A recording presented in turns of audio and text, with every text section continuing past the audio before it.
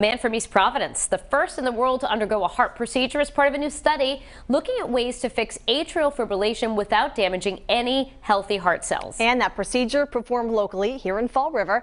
New this morning, Kate Walsh spoke with the cardiology team inside the hospital to explain why the study is considered groundbreaking.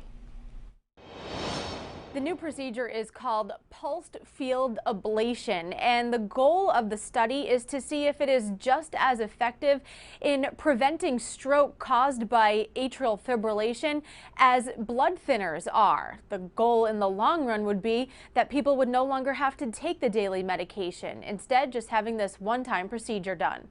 Atrial fibrillation, or AFib, is a serious heart condition when cells misfire electric current, setting your heart's rhythm off beat.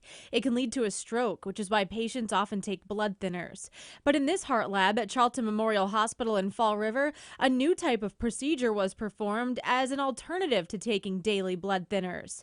The cardiac electrophysiologists here at South Coast Health take pride in being the first in the world to perform this procedure as part of a new widespread study.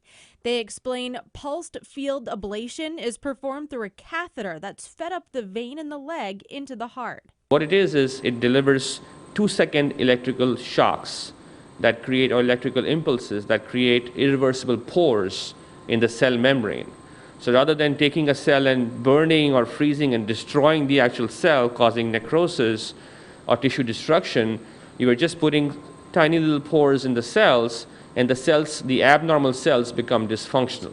The patients that are candidates for the trial are ones that have tried a medicine, an antiarrhythmic medicine that hasn't worked, and they keep having atrial fibrillation.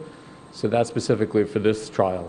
It's been studied in animals for a few years, but only 50 patients in the world at 3 other clinics were part of the preliminary trial. Charlton was the first to do it in a broader study among patients in the U.S., Canada, Europe, and Australia.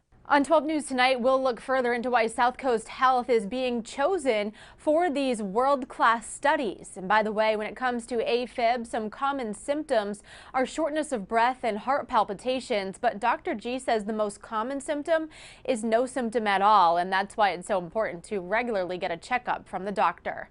I'm Kate Walsh, 12 News.